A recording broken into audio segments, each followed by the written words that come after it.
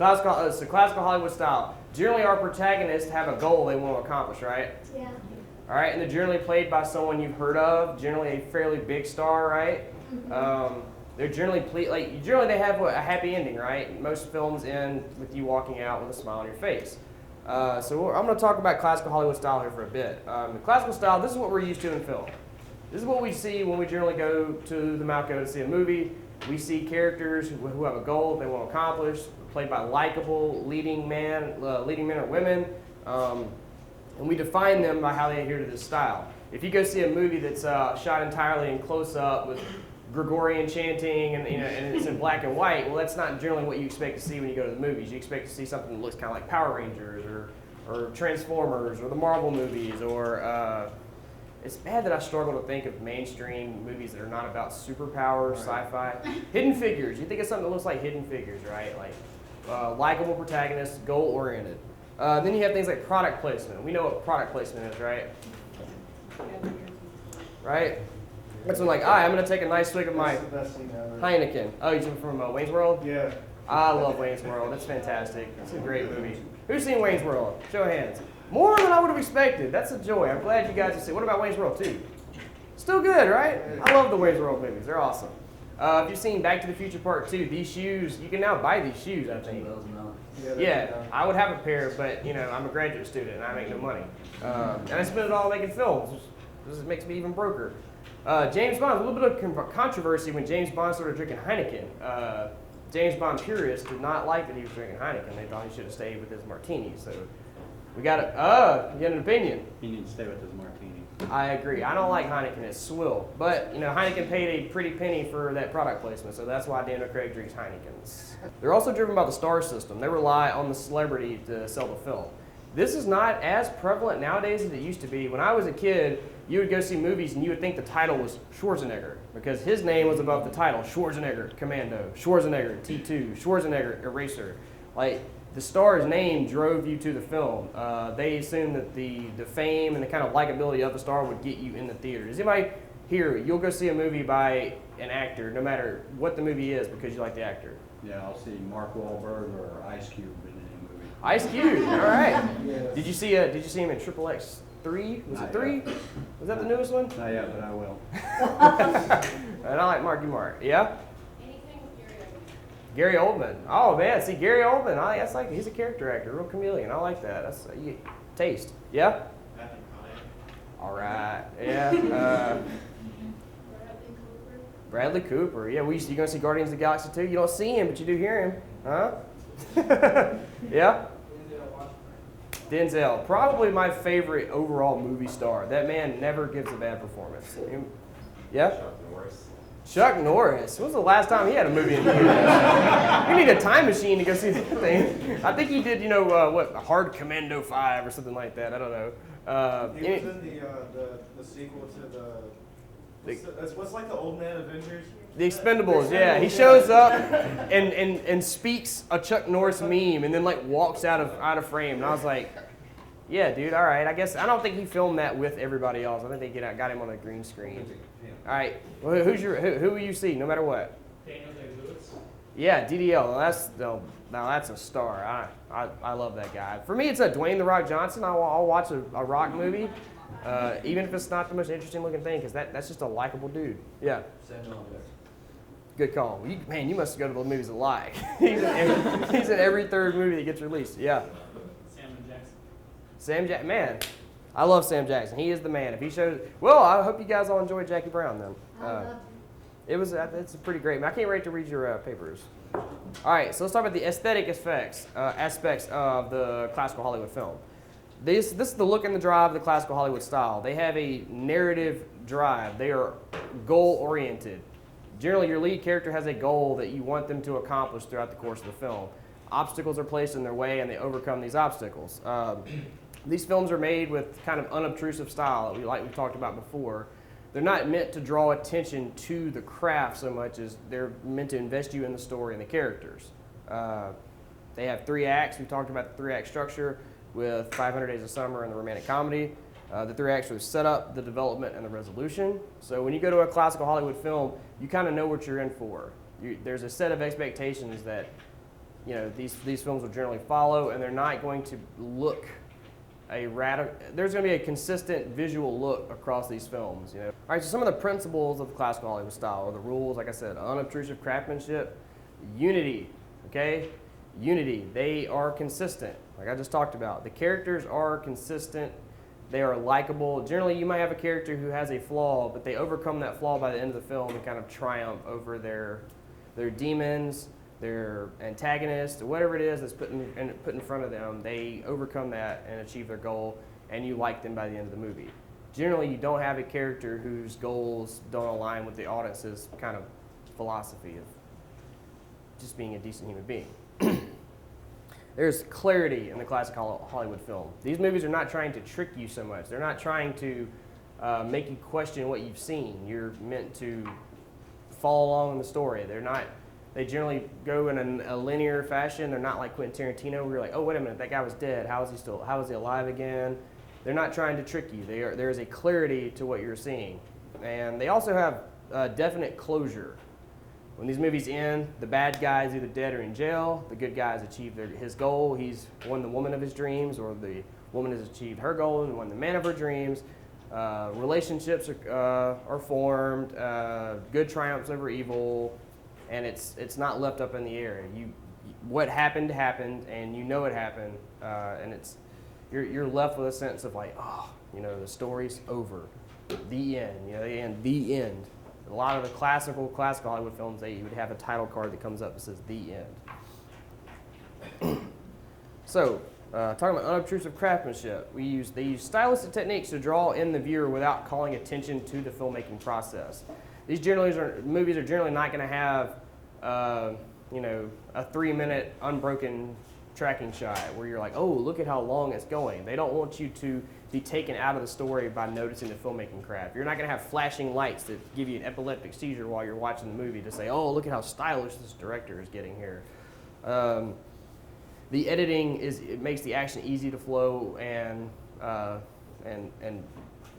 comprehensible. There's continuity editing. You're not watching something that is jumping all over the place in time, or you're not going to have a lot of jump cuts and things like that. They are trying to orient you in the story, and that's what you're meant to focus your attention on the characters, on the actors playing them, and on what they're doing. So when things happen in a film, there's a cause and effect. If a bank gets robbed, then hero cop is going to go and solve the problem. And so when a man cheats on his wife, the wife is going to find out. She's going to either seek revenge, or she's going to train her mind and body to beat him up like J-Lo did, and that enough, or she's going, you know, or engage in some kind of psychological mind games. There's a cause and effect to what happens in these films. And there's a connection. The connections between the cause and effect are direct and complete. There's not tangential things that don't make sense. Everything has a logical progression. Does that make sense?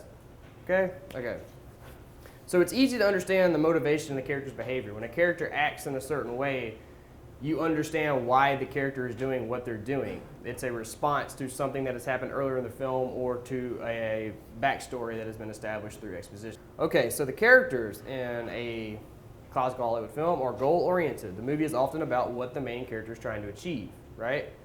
They have a definite goal that we want them to accomplish as much as they want to accomplish it. And that's part of the investment that you have in the film, is that you're kind of rooting for them to solve their problem, or to win the big job, or win the big game, or to beat the bad guy, or, you know, whatever. There is audience identification and involvement. We are meant to see ourselves in the lead character. You know, when I watch a movie star like Ryan Gosling, I see myself in Ryan Gosling, even though I'm obviously not Ryan Gosling. Like, you know, I could probably spend a year in the gym and I probably wouldn't like Ryan Gosling. I can get, you know, there's all kinds of stuff I could do, but I'll never be that guy. But I identify with him because he's the lead character. Same thing with, you know, let's go Emma Stone, because she's the co-star of La La Land, or any actor. When you want to see yourself in Denzel Washington, you see yourself in Mark Wahlberg. You know, you see, like, we're meant to project ourselves into that character, and we want to feel what they feel and experience what they experience. There's a clear good and a bad protagonist and an antagonist. There is visual shorthand for who the good guy is and the bad guy is. If you're going to do like a Western, you know, the bad guy wears a black hat. We root against the bad guy, and they're bad because they're bad. Generally, there's some sort of motivation or some sort of backstory given to why they do what they do, but often they're just bad people, and we root for these protagonists to defeat them, kill them, jail them, whatever, what have you, whatever. It depends on whatever movie you're in. Okay, so there's clarity in a classical Hollywood film. The character motivations, the film space, the events, and the plot is unambiguous. Now, sometimes, especially creative or successful filmmakers kind of smudge these rules over. Guys like Christopher Nolan, who can give you characters with sort of ambiguous motivation. But for the most part, what happens in these films is unambiguous. It's not meant to surprise you. Again, this is meant to appeal to the 10-year-old, and it's meant to appeal to the 60-year-old. These things should be able to be appreciated and understood by everybody. There are no confusion over these elements. Everything is clear, and it's explained, and sometimes even over-explained. A lot of the times if in a film, if you say, why is this guy just describing the plot of what's happening in the movie? Generally, some market testing has gone on. They said, we don't really understand why the bad guy's doing what he's doing, so they have someone almost literally look at the camera and tell you what's happening, because they don't want anything to be unambiguous. When people fill out their little punch cards at the test screenings, they don't want anyone to say, I didn't understand what was happening. If you don't understand what's happening, you're not going to go tell your friends to go see it, right? If you go to a movie and you feel confused and you feel like you don't really understand what happened, are you going to refer that to other people? Probably not. Okay, so the classical Hollywood film has closure. The plot will raise questions and problems, and it solves them. If a problem is brought up in a film, in a classical Hollywood film, and it's not solved by the end of it, that's not what the filmmaker intended. They don't want to leave plot holes. They don't want to leave things unresolved. They want every I to be dotted and T to be crossed. If the bad guy escapes and goes off to live, fight another day, well, you're in a Marvel comic book movie, something that's meant to have 50 sequels and keep going forever and ever. In a real movie that has a beginning, middle, and end, you want some kind of closure. There's not sequel set up, which is really annoying to me. Tell the story. All right, so an alternative to the classical Hollywood style, okay? Alternatives to this are things like underground or avant-garde films. I talked about that a little bit earlier. The avant-garde is something that can only really be appreciated by weirdos and maybe filmmakers. We love that avant-garde stuff. We love it that it doesn't adhere to the rules. Like, they're breaking all the rules, but those generally don't make any money. So those are not movies. Major Hollywood studios, the Warner Brothers, the Paramounts, are not going to greenlight avant-garde movies. That's just doesn't do anything for their bottom line. And you have underground movies. These are things that are produced independently. These are made by people who scrounge together money and get their friends together and maybe make something under the radar. You might find financiers who give you some money to get a budget together, but they're not paid for by the major Hollywood studios. Some independent films are alternatives to classical style, but not all. There are movies that are put out by maybe like Focus Features, these kind of smaller, mid-major studios that, while they don't have the budget and they might not have the marketing push that the big movies get, they still basically adhere to the classical Hollywood style. We're talking about alternative films. We're talking about some kind of different things maybe from the classical Hollywood style. Well, the alternatives, you're talking about film as art. Like I mentioned earlier, classical Hollywood films, everybody who worked on those movies wants them to be good and want them to have a thematic point and they want them to resonate with people. But they're a product. There's a lot of money on the line. When you spend $100 million, to make a Power Rangers movie, you expect to make that $100 million back and then some. And if the movie gets good reviews, great. If it doesn't get good reviews, who cares as long as it makes the money? A Transformer movie has never gotten good reviews, but they make a ton of bank, so we've got the fifth one's coming out this year, starring Marky Mark. So I'll see you there. The alternatives, these are films as art. These are made with the intention of being art. That the filmmaker, you're going to devote your time, your money, your effort to make a film and put the effort it takes to make these things. You want it to be an artistic statement that reflects your creativity and your kind of your experience as an artist. You're wanting to foist your id onto the world, okay? You're getting the filmmaker's point of view and vision over a strict plot or narrative. Has anybody seen The Neon Demon? Anybody seen that movie? Yeah. I love that movie. I think it's great. I love it. I didn't like It's on the top 10 of last year. I probably watched it like 4 times. Okay, so that movie values the filmmaker's point of view and his vision over a strict plot or a narrative. The character's goal is fairly nebulous in that film. The movie has graphic violence and sexual content, things that grandma and the 10-year-old are not going to like. And that film was made because that filmmaker has developed a following, and Amazon Studios, which is kind of emerging as a mid-major studio, gave him enough money to make something like that. I went and saw it with my wife and like 3 other people, and by the end we were the only ones left. We loved it. We bought it on Blu-ray the day it was out, and we watched it a couple times.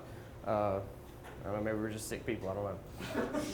But it values, again, that the art is valued over its commercial prospects. You don't greenlight a movie where, spoiler alert for the Neon Demon, someone has sex with a corpse. You don't greenlight that movie expecting that thing to make $100 million at the box office. There's just no expectation of that. The expectation is that you'll make a great film and word of mouth will sell it, and you'll at least probably recoup your cost. Maybe not necessarily turn a profit. You're not going to go buy a Neon Demon toy at McDonald's. They break narrative conventions. Things like this. Everybody seen Memento, the Christopher Nolan film? That movie is told, it's a very confusing movie to follow. I've seen a timeline made for that, and it's still, you kind of struggle to figure out exactly what's going on. Has anybody heard of Primer or seen Primer? That's a time travel movie. It literally requires a flow chart to understand what the heck is going on in that movie. Like, it's so confusing. Great film. It was made for $7,000. The filmmaker stars, wrote, directed it, produced it. I don't think he expected to make a ton of money off this thing. It was just, this is his creative vision, and he was going to get it out in the world. So, in breaking these conventions, European and American independent films, okay? These are some of the characteristics of the alternative to classical Hollywood style.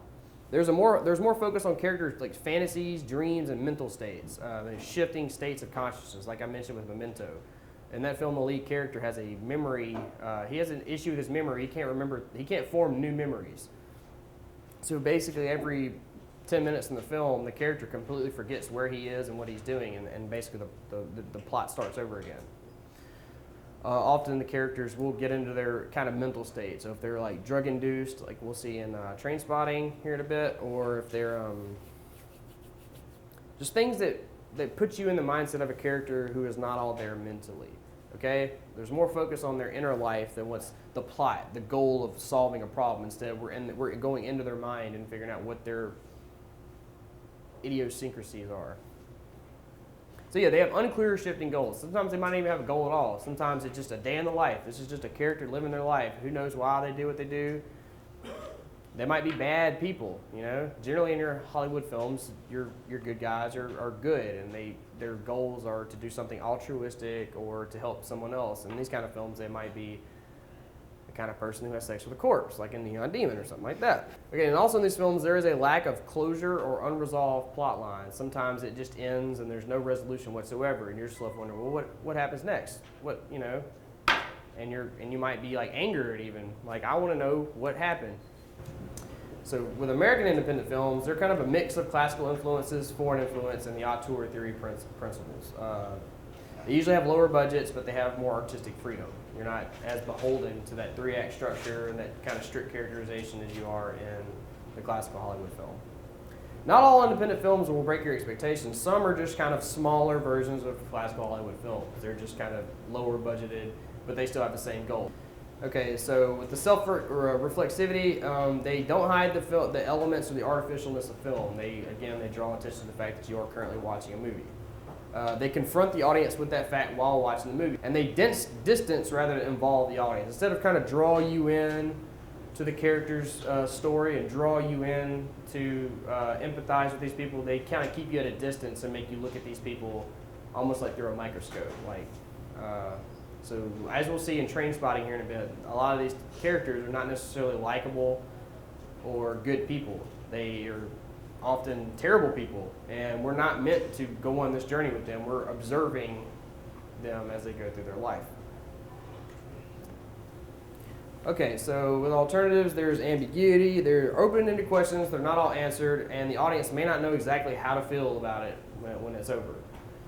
When you watch an alternative to classical Hollywood style, when you finish the film, you might not actually know how to respond. I talked about earlier, there's a very intended way that you're supposed to feel after watching those movies. With these, there's not. Sometimes you might be left completely cold. You might be left angry by what you've seen and said, hey, how dare you make me sit through this? Some of you might feel this way after Trainspotting. I hope not. It's a great film, but it can also be a little off-putting. All right. So the film we're going to watch, as an example of an alternative to classical Hollywood style, is Trainspotting. This is a 1996 film directed by Danny Boyle. Has anybody seen 127 Hours, Slumdog Millionaire, Steve Jobs? He's made some pretty well-known films. He's got a sequel to this film coming out very soon. I'm really excited about. Maybe you guys will want to see it after today. And some of you probably won't. This film broke many conventions of the classical style. It was accused of promoting drug use and moral depravity. It was nominated for 3 British Academy of Film Awards and for the Academy Award for Best Adapted Screenplay. It's adapted from a book. This is a quote by director Danny Boyle about Trainspotting. He says, "The problem is that people who make drug films make them so fucking depressing. We wanted to make a film that actually gives you the rush of drug culture, so you go out there and have a fantastic time, and we wanted to reflect that. So that's what was so shocking about the book, because it dares to say that it's fucking wonderful. They expect you to swallow the idea that only complete morons touch this drug who haven't heeded the warnings. That's absolute nonsense. There's a side of drugs which is absolutely fantastic, which is why we all do them at certain times, and people will always do them." Okay? There are people who say that drugs are great, drug addiction is bad. You may fall, I don't know where you'll fall on that spectrum, but there is a reason why people do drugs, right? Okay? Chasing the high. Well, I mean, you get the high. It feels really good to do drugs. I mean, if But you... they never get the first high back. No. So I'm told. Oh! Are you sure about that, Ms. Nelson? Yeah. I talked to a drug addict. She walks the street, and she told me she's chasing a high. Mm-hmm. But the high that she gets is never as high as the first high. That's true. I've heard that as well. I've heard that from Now, other that's people. what she told me. Yeah, so I believe you. So yeah, people do drugs for a reason, right? I mean, if you've known people who have had to succumb to addiction, they took that first snort, puff, injection, whatever, however you get it, suppository, however you got that drug, people have done it, and they do it for a reason. And this film kind of tries to show you that it is fun. That's why people do it, but then it also shows you what happens afterwards and that initial high. So this film tries to put you in the mindset of people on heroin and what it's like to actually do it. So for observational essay 4, while watching this movie, be thinking about this, okay? Discuss Trainspotting in terms of classical Hollywood style conventions. Look for ways that the film adheres to certain elements, and then focus on how the film broke, changed, or avoided specific elements of that style. And think about what effect that has on the film. Why would the director choose to use, change, or break, or avoid these elements for the film, okay? And remember, this isn't like a review of what you liked or didn't like. You might not like this movie. That's, I hope you like it, but if you don't, you're not going to like everything. I don't like every movie.